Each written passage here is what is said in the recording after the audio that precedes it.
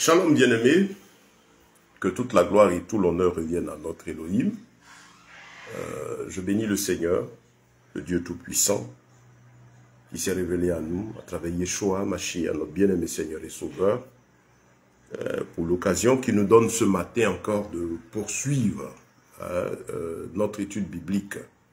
Nous sommes, je dirais, en plein séminaire, une pleine formation autour de ce thème-là. Disciple de Yeshua, chrétien, quelle attitude avoir face aux difficultés spirituelles et morales. Et donc nous sommes dans la 10e partie de notre étude. Nous sommes sur le point du combat spirituel.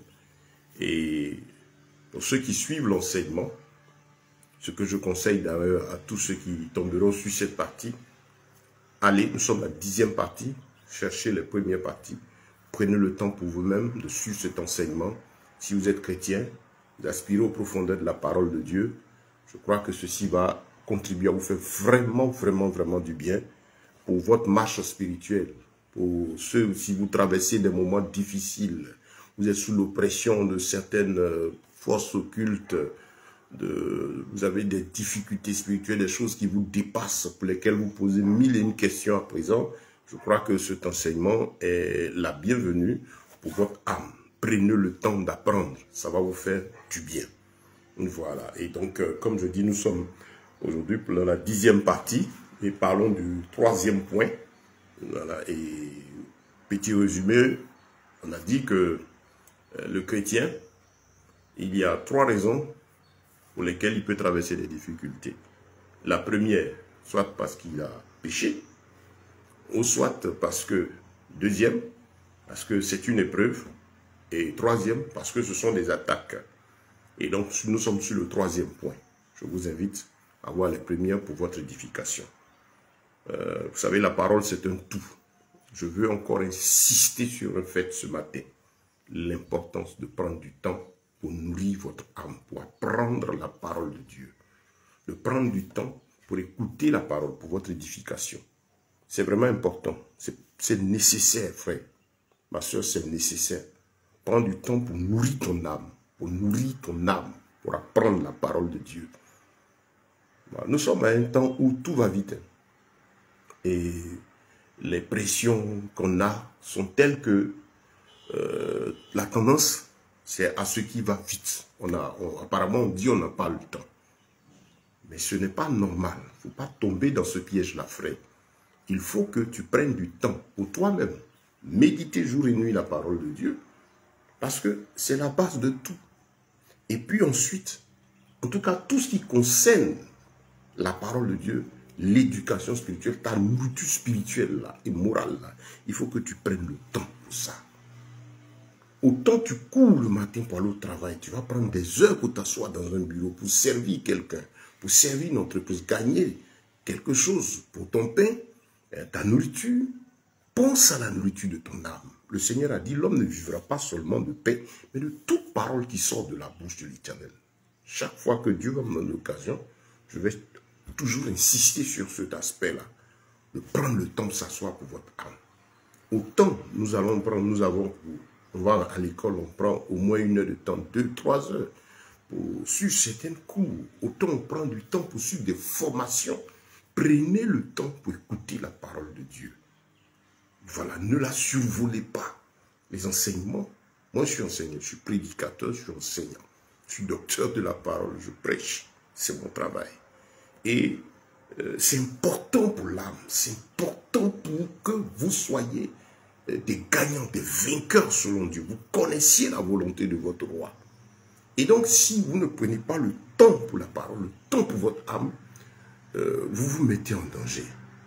C'est une bataille, hein, ces temps sont très compliqués. Et la bataille de Satan depuis le début, c'est faire en sorte que l'homme ne connaisse pas la parole. Et s'il la connaît, ne lui obéisse pas. C'est toujours par la contradiction des choses de Dieu que Satan opère. En agissant par malice, par subtilité. On a affaire au malin. Nous sommes en train de parler du combat spirituel. Et c'est important. La bataille, le grand terrain de bataille, de guerre se trouve au niveau de la connaissance. Donc prenez le temps pour éduquer votre âme, pour méditer. Vous tombez sur un tel enseignement, ils sont en part d'environ maximum 45 minutes. C'est pas trop. C'est vrai que avec l'aide de certains frères que je bénis, ils m'ont dit apôtre, c'est vrai, mais c'est long. J'ai dit oui, c'est vrai, vous avez raison. Parce que souvent j'interviens à plus de 1h20 minutes, 1h30 souvent. Et on s'est rendu compte que on pouvait faire les choses de façon à ce que les uns puissent en tout cas pouvoir avoir un peu de débit pour suivre, un peu de temps, en tout cas s'organiser. Donc je pense que je lutte pour arriver à faire au maximum des temps de 40-45 minutes d'études bibliques, d'enseignement, voilà, de telle sorte que lorsque vous tombez sur la vidéo, vous pouvez avoir le temps d'écouter. Et puis après, quand ça vous intéresse, vous rentrez chez vous ou à l'heure de pause du travail, à un moment, prenez le temps d'écouter ces messages. Écoutez une fois, 2 fois. Si vous faites cet exercice-là, vous allez voir que beaucoup de choses vont changer en vous. Parce que le seul élément qui chasse les démons, c'est la parole de Dieu. Le nom de Yeshua. Yeshua, il est la parole faite chair. C'est sa connaissance, sa lumière, sa présence en nous qui fait fuir le diable. Il n'y a rien d'autre. Et voilà pourquoi Satan se bat pour ne pas que nous ayons un attachement profond à cette écriture, qu'on prenne du temps avec la parole. Et donc, on poursuit, nous sommes dans notre étude, hein, c'est ce point-là que je vais encore aborder. Vous savez, je veux dire aux chrétiens, aux frères, aux sœurs en Christ, que le fait d'être attaqué, de recevoir des coups du diable, ça fait partie de notre quotidien. Et ça fera partie de notre histoire jusqu'à la fin de nos jours. Le diable en veut à celui qui a accepté Christ. Parce qu'il sait que tu ne lui appartiens plus. Tu appartiens au Seigneur. Ta vie est en Christ. Et il sait que tu es appelé, tu as reçu la grâce du Seigneur, tu es sauvé, tu as le royaume des cieux. Et tu vas voir Christ. Et donc lui, n'ayant pas réussi à t'empêcher d'accepter Yeshua comme Seigneur et Sauveur, et que tu as donné ta vie à Christ, il n'abandonne pas. Il a vu le royaume des cieux. Sachez-le, toutes les batailles, tout ce qui nous arrive, tout ce que le diable fait, a pour seul objectif d'empêcher l'homme d'avoir accès dans la présence de Dieu. Voilà. Objectif, ne pas rentrer dans le royaume des cieux. Mourir et être jeté à la fin dans le feu de la géhenne avec lui. Parce qu'il a vu la gloire de Dieu. Il a connu le royaume. Il sait ce qui nous attend. Il a vu dedans. Il n'y ira plus. Et donc, lui et tous les démons qui l'ont suivi, qu'on appelle anges déchus, qui ont été maudits par le Seigneur, rejetés du ciel, qu'est-ce qu'ils vont faire? Ils vont se battre pleinement jusqu'à la dernière heure du dernier temps qu'ils ont encore pour agir, pour empêcher chaque humain d'avoir accès à la présence de Dieu. Satan est prêt à tout. S'il faut donner la gloire, la puissance, la fortune, vous avez l'un des chefs religieux qui récemment est mort, vous avez vu toutes les cérémonies autour, mais ceux qui sont observateurs ont vu beaucoup de rituels accompagnant cette cérémonie-là, beaucoup de pratiques. Les hommes du monde ont-ils réunis autour de ceci ou de cela? Mais est-ce que ça glorifie Dieu? Non. Vous avez pu voir beaucoup de choses. Mais Satan donne tout ça pour donner l'impression que là, c'est la voie. Mais là où il y a la vérité, il se bat contre. Donc, frère, il faut comprendre que notre adversaire, comme 1 Pierre l'a dit, dans le chapitre 5, votre adversaire, le diable, rôde comme un lion rugissant, cherchant qui il pourra dévorer. Voilà, dans l'une des versions anciennes, il dit qui il pourra dévorer. Et donc, qu'est-ce que l'apôtre disait? Jean disait, Jean dit, soyez sobre, veillez, parce que votre adversaire rôde. Son boulot, là, c'est rôder. Il cherche toujours les failles. Il se bat contre nous. et il se battra contre toi jusqu'à la fin de tes jours. Objectif, t'empêcher de rentrer dans la gloire de Dieu. Te mettre dans le péché. Parce qu'il sait que si tu n'as pas empêché de croire et que tu as cru, il va se battre pour t'amener à mal croire, dans le mauvais sens. Mon frère, ne soyez pas tristes parce que l'ennemi nous attaque. Aujourd'hui, les chrétiens craignent le diable au lieu de craindre la parole de Dieu. C'est le diable que les gens craignent. Les autels, les puissants ceci, les ceux-là. La crainte de Dieu n'est pas dans le cœur des gens. C'est plutôt les hommes qui craignent, c'est plutôt les démons qui craignent. Alors que ce n'est pas là que la bataille se trouve. Il faut plutôt avoir la crainte de Dieu. La crainte de Dieu nous garde de toutes ses puissances. Craindre Dieu, c'est croire en lui et marcher conformément à sa parole. Tenir compte de ses règles, de ses lois dans tout ce qu'on fait. Et donc, frère, comme je suis en train de dire, la bataille, la guerre spirituelle, elle est continuelle. Ne soyez pas étonnés des attaques. Ne soyez pas étonnés des coups que l'ennemi nous donne. Il nous donne même des coups. Vous êtes en guerre, on dit combat spirituel. La finalité de ce combat est déjà connue pour nous. Nous sommes plus que vainqueurs. Quand on te dit que tu es vainqueur, les chrétiens ça. Je suis victorieux. Je suis un héros. Mais pour parler de victoire, on parle de bataille, de guerre. Pour parler de héros, on parle de guerre, de bataille. Et les gens pensent que c'est des formules. Je suis vainqueur. Mais comment tu vas savoir que tu es? Pour expérimenter le mot victoire, il faut qu'il y ait combat. Tu vas avoir des combats. Tu vas avoir des batailles. Et spirituelles, et morales, et physiques. Ça fait partie de notre parcours. C'est comme l'élève qui est en classe. Il faut qu'il ait des devoirs. Ce que les gens qui enseignent la facilité aujourd'hui à l'église font faire aux âmes mal enfermées, c'est comme un élève qui est en classe de terminale et il arrive en classe terminale. Non, j'ai le bac, je proclame que j'ai le bac. Mais comment tu vas savoir que tu as le bac? C'est évidemment même précédé par des exercices et que le professeur donne. Toi-même, tu as ton livre, tu ne fais pas d'exercices, mais tu n'apprends pas. Il y a une interrogation qui va venir. Il y a des devoirs au cours de l'année préparatoire, l'année avant le bac. Et donc, tu n'affrontes pas ça. Et tu dis, je proclame que j'ai le bac. Je proclame que j'ai ceci. Mais il faut qu'il y ait une situation qui arrive pour que tu saches de quoi il s'agit. Et malheureusement, les âmes mal enfermées tombent dans ce piège. Et donc, quand les batailles, quand les coups du malin, le croyant est surpris. Je ne veux pas dire le chrétien, le croyant. En Christ, c'est de ceux-là que je parle. Il est surpris. Ils sont surpris des coups parce qu'ils ont proclamé, ils ont déclaré, ils ont déplacé le temps, ils ont déplacé le mois. Et des gens vous enseignent la facilité. Et quand donc des réalités arrivent, vous devez maintenant affronter certains faits pour voir ce que vous avez appris, qu'est-ce qui est en vous. Et vous êtes surpris. Et comme Satan, il connaît très bien l'écriture. Hein? Il sait qu'il faut que tu sois éprouvé. Jacques dit, regardez comme un sujet de joie les diverses épreuves auxquelles vous pouvez être exposés. Parce que l'épreuve de notre foi produit la patience.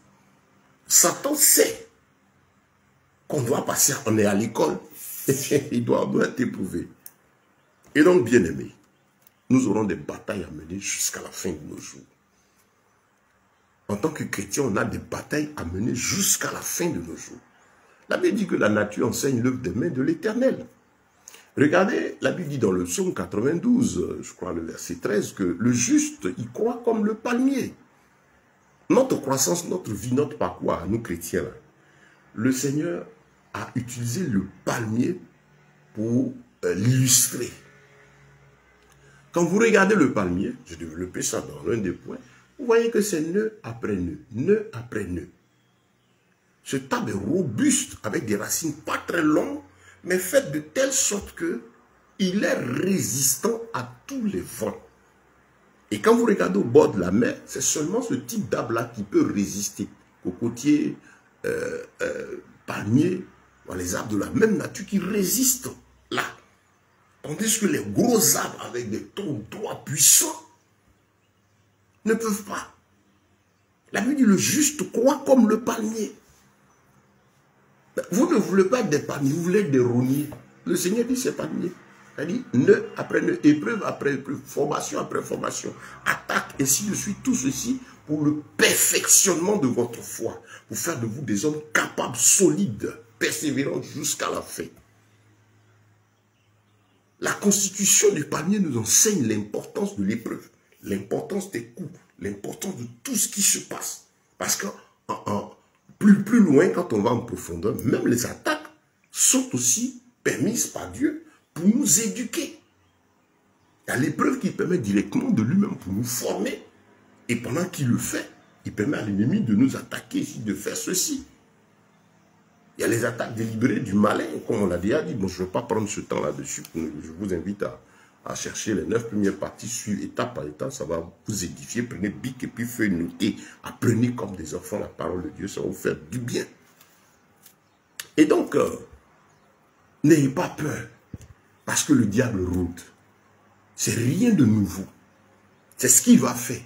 Tant que nous sommes dans cette chair-là, jusqu'à la fin, nous sommes appelés à mener cette bataille-là. Nous allons recevoir des coups. Si quelqu'un vous dit que l'ennemi ne va pas vous toucher, il est menteur. Et c'est l'enseignement d'aujourd'hui, comme je l'ai dit. Faire comprendre aux âmes la facilité. En faisant des proclamations, des déclarations qui ne donnent rien. Je proclame une parole puissante, que tes enfants soient ceci. Vous voyez, la foi est devenue comme une potion magique. Ça, c'est un combat spirituel. Hein. Ces attaques, l'ennemi nous attaque avec de faux enseignements. Les faux enseignements sont des armes du diable. Et ils réussissent à atteindre le cœur de celui-là qui n'a pas la connaissance de l'écriture. Nous parlons de combat spirituel. Mais c'est ça. Quand tu penses que la vie spirituelle, la marche avec Dieu consiste à proclamer, à déclarer. Et que c'est suite aux proclamations, aux déclarations qu'on vit. Mais ton âme est perdue. Parce qu'en fait, la marche avec Dieu, c'est une vie, c'est une histoire. Ce n'est pas des potions magiques. La parole de Dieu n'est pas un livre de potions magiques. N'est pas un livre d'incantation.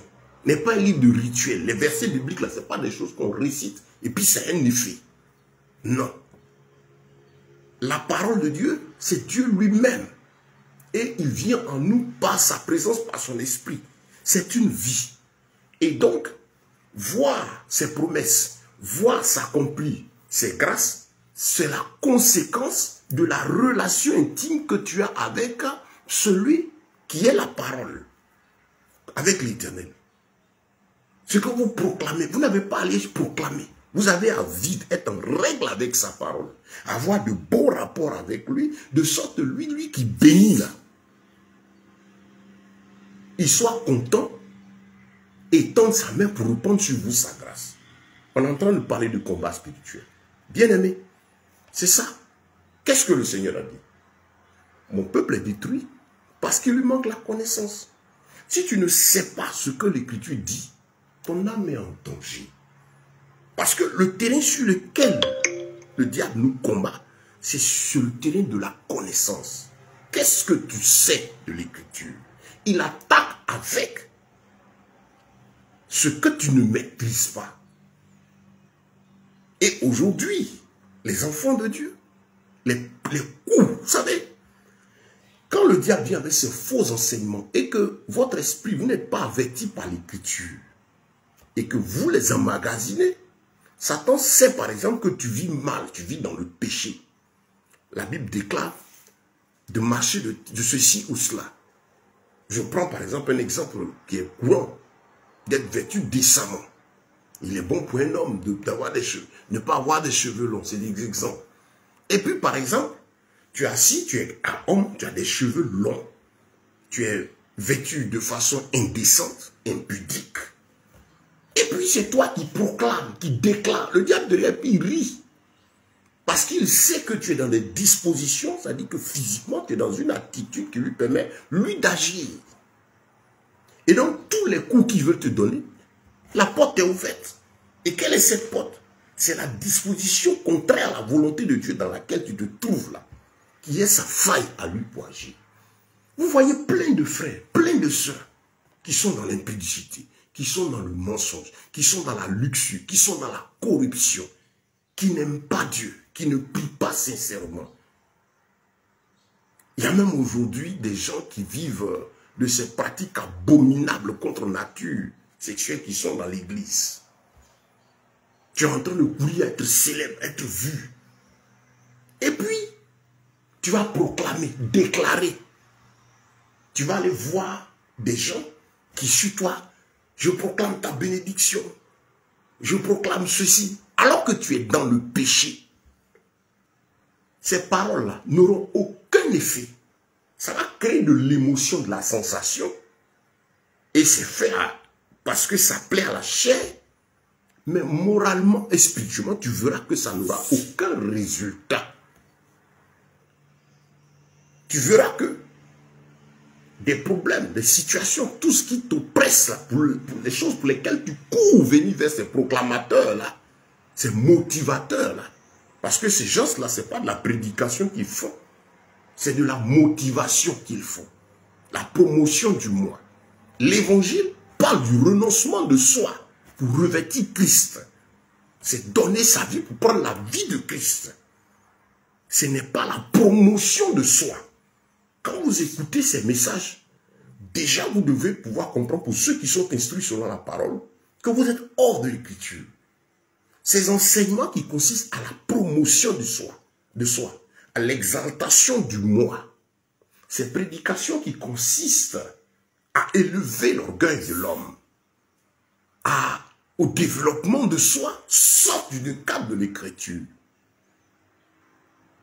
Oui, nous sommes dans le combat spirituel. Mon peuple est détruit parce qu'il lui manque la connaissance. Que dit Dieu? Vous voyez, cette disposition est très importante parce que Satan sait que quand tu te trouves dans des dispositions contraires à la volonté de Dieu, la porte est ouverte. Regardez par exemple ces rassemblements aujourd'hui où vous avez toutes les abominations, les hommes aujourd'hui, vous avez des prédicateurs en casquette, jaquette, qui prient tête ouverte.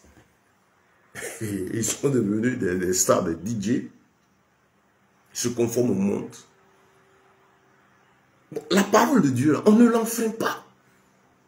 Écoutez, le Seigneur reste égal à lui-même. Il reste attaché à ses oracles. Il dit de ne rien ajouter, de ne rien en retrancher. Notre ennemi, là, il nous attaque sur ce terrain-là, chrétien. Qu'est-ce que tu sais à propos de la situation qui est en face de toi? Qu'est-ce que la Bible dit? N'es-tu pas sur une voie contraire à la voie du Seigneur? Si tu es sur une voie contraire à la voie de Dieu, alors l'ennemi va t'avoir. Vous savez, les attaques, ce sont les esprits qui les opèrent. Le diable, qu'est-ce qui lui donne le droit d'agir, d'influencer, ou de posséder, de dominer, même d'oppresser quelqu'un? C'est le péché. Ce n'est pas autre chose. Vous fuyez dans la Bible, la parole de Dieu déclare que ce qui met une séparation entre Dieu et l'homme, qui l'empêche d'agir dans la vie de quelqu'un, Isaïe 59, c'est le péché. Il n'a pas dit, c'est l'oncle, c'est la tante, il y a des blocages parce qu'il y a un fétiche qui est au village. Le Seigneur dit, toi, entre toi et lui, là, il y a problème. Et malheureusement, cet enseignement est donné.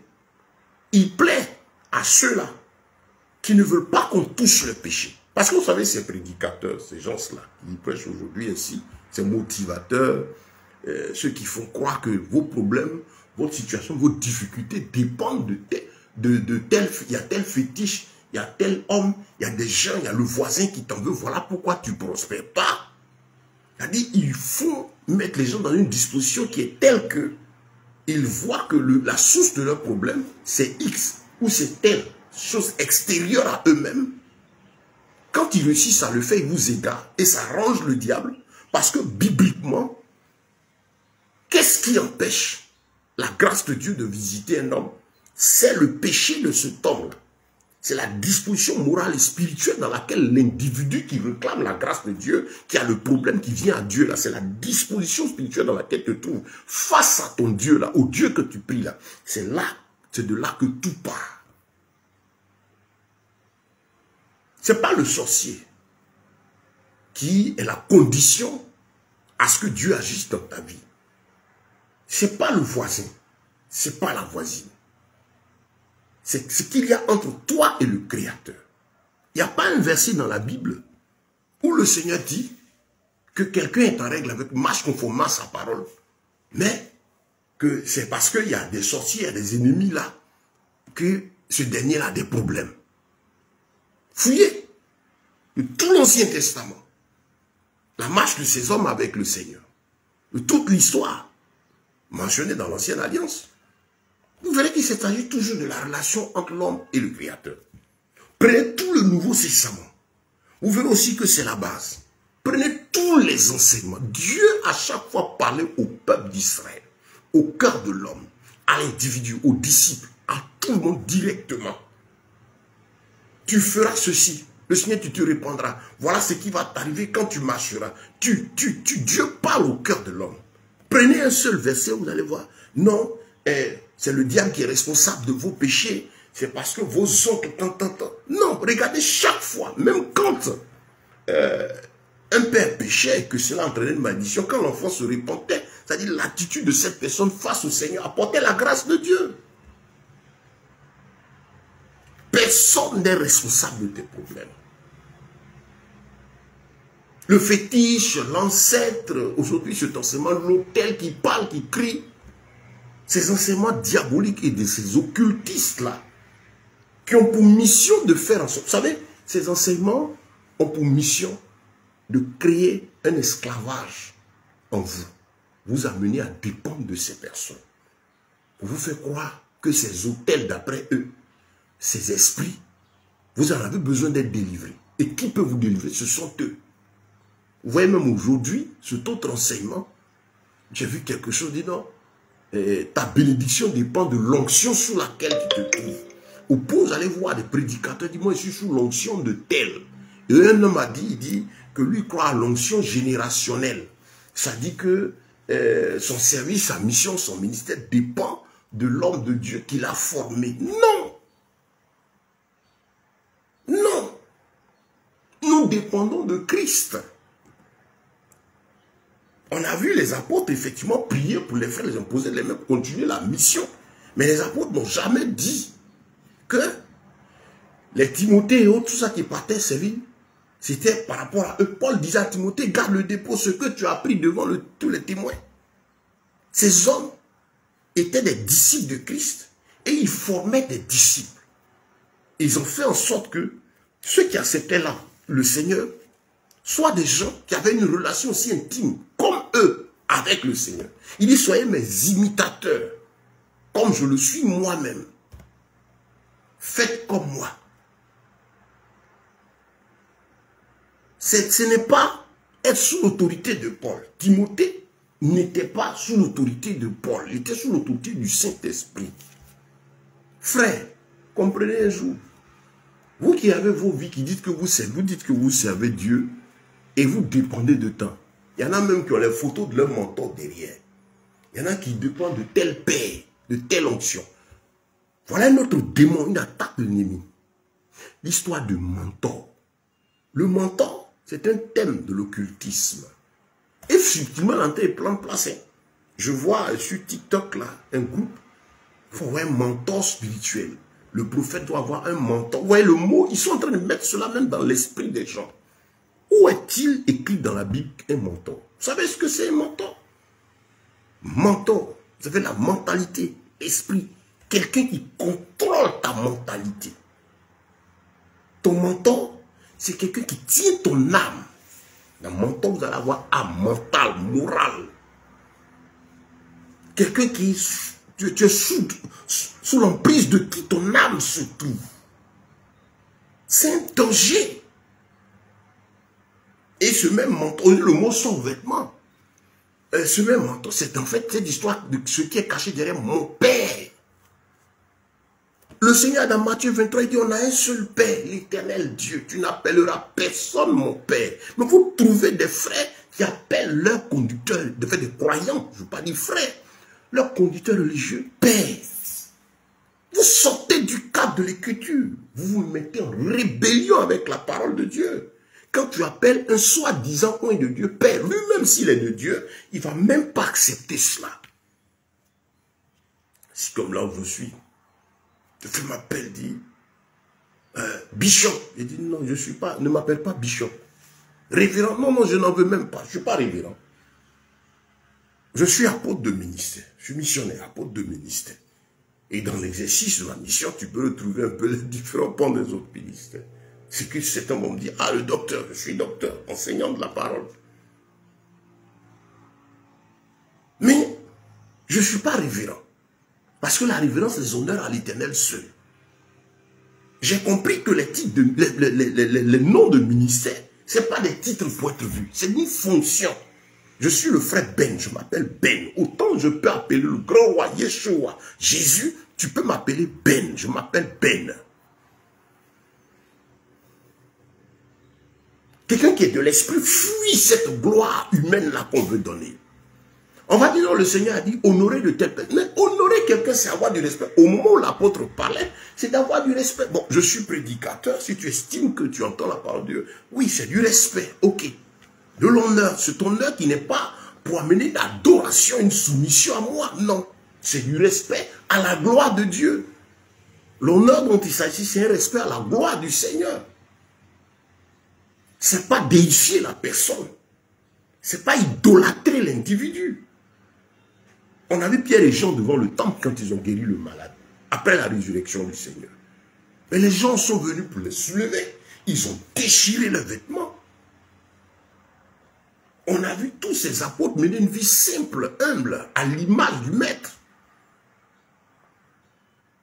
Yeshua qui est venu au milieu de nous avec ce vêtement simple et effacé, dont l'habit n'avait qu'une seule couture, qui n'était pas luxueux, qui n'était pas sale non plus, mais un habit simple, au point où les pauvres, les riches, les pauvres pouvaient s'approcher de lui, les riches aussi pouvaient s'approcher de lui. La vie était aussi simple avec lui, bien-aimé.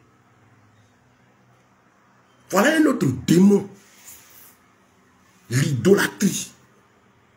Je te parle, on parle du combat spirituel. Vous savez donc, quand ton âme est sous l'emprise de ce démon-là, ce démon qui est incarné derrière cette histoire de père, de mentor, tout ce que les gens veulent te faire, le sorcier, les puissants des ténèbres, tout ce qui est du diable, tous les coups que l'ennemi amène, vont t'atteindre. Parce qu'en fait, tu n'es pas sous l'abri du Très-Haut. Tu es sous l'abri d'un individu. Mais qu'est-ce qui se passe, frère? Comment allez-vous, comment est-ce que vous faites pour vendre vos vies à des hommes? Allez-vous mettre, pourquoi est-ce que vous mettez sous des jougs étrangers?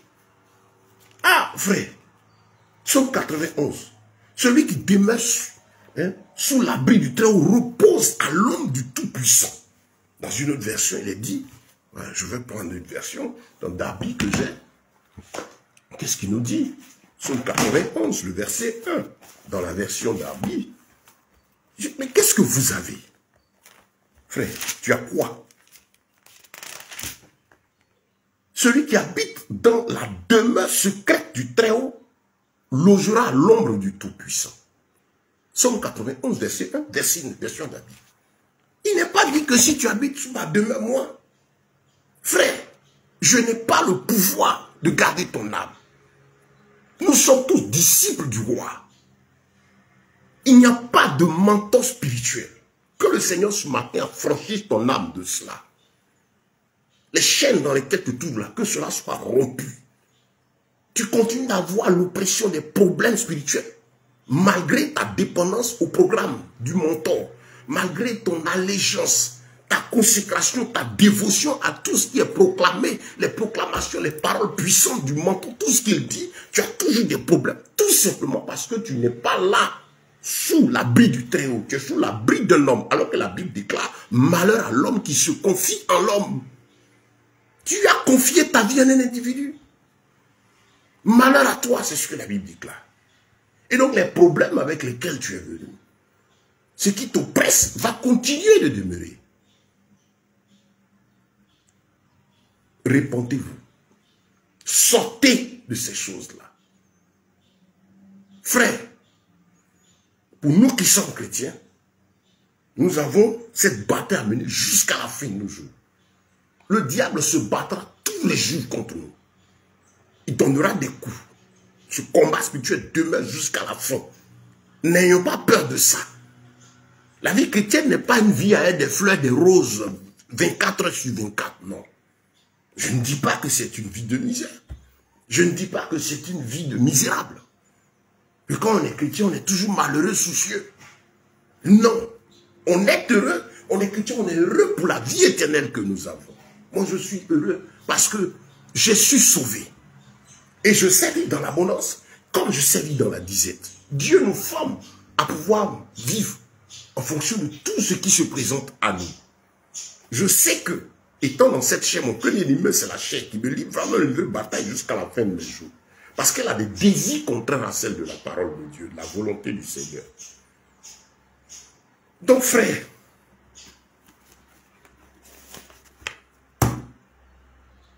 la guerre se trouve là. Le combat, là, ça est là. Tu vas me demander quelle relation avec mon problème. Ah, depuis les sorciers m'attaquent. Oui, tu as accepté Yeshua. D'accord. Est-ce que tu es dans les conditions de l'écriture? Parce que les démons qui t'attaquent là, ils s'en prennent à toi sur le terrain de la connaissance de la parole de Dieu. Tu lui dis que tu as cru. Est-ce que tu es dans les conditions de l'écriture pour que lui parte? Tu as eu la grâce d'entendre parler de lui. C'est une grâce d'avoir l'esprit qui souffle et puis de le reconnaître comme Seigneur et Sauveur. Tu es arrivé. Ok. Maintenant, est-ce que tu marches conformément à cette écriture? Est-ce que tu as entendu parler de lui conformément à la vérité?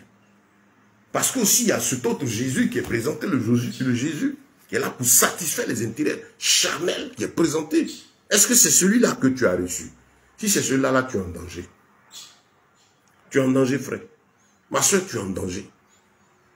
Si tu demeures dedans, les problèmes spirituels vont continuer. Les coups du diable pourront toujours t'atteindre. Effectivement, l'incantation qui a été faite autrefois par telle pratique et qui te poursuivra toujours. Parce que la seule chose qui arrête le démon qui est derrière ces choses-là, c'est la parole de Dieu, c'est Yeshua, c'est Jésus de Nazareth énoncé en esprit et en vérité. C'est d'être vraiment dans sa présence, de l'avoir reçu. Il n'y a que lui seul qui fait fuir les ténèbres. C'est Jésus seul qui chasse les ténèbres. Vous comprenez? C'est lui seul. Il n'y a pas de technique de délivrance. Il n'y a pas de potion de proclamation qui fait fuir un démon. Ce qui le fait fuir, c'est la lumière. Quelle lumière? La parole de Yeshua. Quelle parole? Cette parole faite chair qui est remontée et qui est là aujourd'hui par l'Esprit, le Saint-Esprit. Est-ce que l'Esprit de Dieu habite en toi, frère, sœur? Toi qui as cru, là, qui as accepté. La Bible parle des démons qu'on chasse. Et il est dit que lorsqu'on chasse un démon, il s'en va. Au nom de Jésus, sors. Tu es arrivé, gloire à Dieu. Le démon, quand tu dis ça, quand c'est énoncé en esprit, en vérité, hein, ça c'est encore notre élément. Il chasse le démon est obligé de partir au nom de Jésus. Je précise, un canal scientifique dit au nom de Jésus, pas parce que il y a des gens qui ne sont pas vraiment de Christ, qui portent le manteau. Quand il dit au nom de Jésus, le diable fait, c'est un metteur en scène, il joue la scène. Donc quand même c'est invoqué de façon sincère par un canal sincère et avec autorité selon l'Écriture, sort le démon, sort, parce qu'au nom de Jésus, il est obligé de fléchir, de s'incliner. Mais toi, de qui il a été chassé? Tu dois être informé, enseigné et comprendre ce que tu dois désormais rentrer dans la présence de l'Éternel. Donner ton cœur et ta vie sincèrement au Seigneur afin que ce démon qui a été chassé là, quand il reviendra, parce qu'il va revenir, la Bible dit, il revient. Puis il rôde maintenant pour voir, est-ce que dans ton cœur, là, le Seigneur habite? Et la parole de Dieu dit que si le Seigneur n'y est pas, le démon là s'en va. Il va chercher 7 autres démons plus forts que lui, et il revient force et en puissance posséder cet individu, et sa condition sera pire que la première. Aujourd'hui, beaucoup voient leurs problèmes spirituels multipliés. Pourquoi? Parce qu'étant venus, ayant cru en Christ, mais n'ayant pas reçu le Seigneur, par rapport à ce que c'est la nouvelle naissance, la sanctification, fuit le monde pour se convertir en Christ, mais on leur a présenté un Jésus à qui tu viens, et puis le bishop, l'archibishop, c'est un problème. Hein? La Bible, le ministère que la Bible reconnaît, c'est pasteur, prophète, docteur, évangéliste, apôtre. Maintenant, toi, celui qui est sur toi, c'est bishop. Le démon ne connaît pas bishop. Comme autorité établie au-dessus, qui le chasse en tant que ministère. Archibishop, Bible, tout ça. Papa Dieu de papa tant. Le démon, il connaît. C'est-à-dire, c'est non, il sait que quand ces dispositions-là sont contraires à la parole, dont lui joue le jeu. Je m'adresse à toi qui est à la recherche de liberté, de délivrance. Parce qu'oppressé, fatigué d'un fardeau, donc toujours en train d'invoquer Christ. Ce n'est pas que la main de l'Éternel écoute. Si c'est parce que tu cherches vraiment Dieu, alors le Seigneur te fait comprendre ceci, que c'est aussi dû à la disposition dans laquelle tu te trouves. Est-ce que tu es dans la sanctification? Tu as vraiment accepté Christ? Est-ce que Yeshua habite en toi? Si ce n'est pas le cas, tu vas continuer de souffrir. Les démons vont continuer de te maltraiter. Et tu vas aller d'individu, de mentor en mentor. Tu vas voir tel, il faut payer. Parce que vous aussi, les hommes, vous aimez les mystères. Pour le voir, il faut payer tant, il faut. Pour le voir, il a l'air grave, et ainsi de suite. La simplicité de l'écriture, là, vous ne l'aimez pas. Là, vous nous prêchez, il faudrait que je fasse un habit d'école, un vêtement avec banderole, grave. Là, vous croyez en ça. Mais la chose simple du Seigneur aussi révélée, on ne veut pas. Bien-aimé, qui habite en toi? Je vais terminer cette partie de l'enseignement, je continue, je vais poursuivre tout à l'heure. Qui habite en toi? Une sœur avait un problème. Et elle était constamment tourmentée par des esprits. La peur, la crainte, alors qu'elle croyait en Christ. Quand elle regarde sa Bible, elle a entendu parler de la puissance du Seigneur. Elle voit que c'est écrit. Elle voit que Jésus est vraiment Seigneur. C'est écrit. Mais elle avait peur. Et ce qu'elle voit, elle ne vivait pas cela. Elle avait des problèmes spirituels et l'ennemi la fatiguait. Donc, qu'est-ce qui va se passer chez cette sœur-là? Ayant toujours peur, elle avait commencé vraiment à souffrir. Et elle trouvait bizarre que il y a un problème, il y a une situation qu'elle vit. Elle crie à Jésus et puis elle voit qu'il n'agit pas, d'après elle. Quand l'ennemi arrive, elle est plus à avoir peur de l'ennemi que d'avoir peur du Seigneur lui-même, d'avoir la crainte de Dieu lui-même. La sœur souffrait. Son problème demeurait. Le diable l'effrayait. Les mentors la contrôlaient. Elle croyait au bishop, archibishopette autant. Et Dieu, dans sa bonté, il regarde le cœur, comme il sait qu'elle le cherchait, qu'est-ce qu'il va faire? Le Seigneur va lui faire un songe. Parce qu'elle faisait des visions, le diable attaque, elle a peur, quand elle a fait un songe, bishop, maman tant, papa tant, j'ai fait un songe. Oui, ma fille, mets-toi dans tes positions, prie. Vous voyez comment ils sont malins? Contrôler la vie de la pauvre dame. Mais les diables continuent de la fatiguer. Ils ont fait une offrande sacrificielle. Elle a dépensé tout. Et les démons continuaient de la fatiguer. Comme le démon, il sait que tout ce que tu as en train de faire, c'est zéro, c'est pas selon l'écriture. Il ne va pas partir. Bishop, au nom de Jésus. Mais, comme lui-même, le diable sait qui il est, comme les fils de Séva, au nom de Jésus que Paul prêche, le démon dit, je sais qui est Jésus. Et je sais aussi qui est Paul. Mais vous êtes qui? Donc cette soeur a souffert tout le temps. Et voilà qu'elle va, par la grâce de Dieu, faire un songe. Dans le songe, où le Seigneur va venir la délivrer, qu'est-ce qui va se passer? Parce que là, elle pleurait chaque fois. Seigneur, pourquoi? Et quand tu es sincère, Dieu va venir à ton secours te délivrer, forcément. Et donc, dans ses pleurs, ses cris, un jour, elle fait un songe. Je termine avec ce songe dans cette partie. Elle voit dans le songe un démon qui venait en colère contre elle. Le démon qui la fatiguait, qui marchait contre elle. Et elle avait peur. Elle avait peur. Mais dans le songe, elle a crié, Jésus au secours, Jésus au secours. Et elle était là, et puis le démon venait en face contre elle. Elle voit Jésus apparaître entre elle et puis le démon en question. Elle est contente. Waouh! Le Seigneur est apparu. C'est sa délivrance aujourd'hui. Donc Jésus est descendu au milieu, il va aller attaquer le démon. Mais chose bizarre, elle dit que quand dans le songe, elle voit le Seigneur descendre au milieu, et puis le Seigneur donne dos à la sœur et face au démon.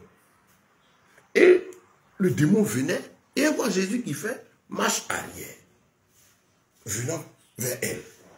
Elle dit, oh mais c'est quoi ça encore? Je suis foutu. Si Jésus fait tout ce qu'on dit de la Bible là, fait marche arrière face au démon qui arrive là. Mais je suis morte. Et la sœur ne savait quoi penser dans son songe, comme elle expliquait. Et voilà que le Seigneur faisait marche arrière, elle arrivait à son niveau. Il est rentré en elle. Elle a vu le Seigneur rentrer en elle. Qu'elle est rentrée en elle, son mental a changé. Elle a reçu une force, une pleine conviction dans le cœur. Une assurance véritable. Elle s'est arrêtée. Et le démon qui venait s'est aussi arrêté tout d'un coup parce qu'il a vu l'état spirituel de cette femme. Il a vu en elle la présence du Seigneur. Et il s'est arrêté. Et quand elle a regardé, c'était une autre histoire. Avant, elle était vide, mais quand Christ est rentré en elle, elle a dit au nom de Jésus. Mais le démon fuit. C'est comme ça qu'elle s'est réveillée. C'est de là qu'elle a été délivrée. Parce qu'elle a compris le message du Seigneur. Il faut qu'il habite en toi. 10e partie de notre étude biblique. Nous poursuivons avec la 11e. Je vais couper celle-ci. Et puis revenir en ligne tout à l'heure. Shalom.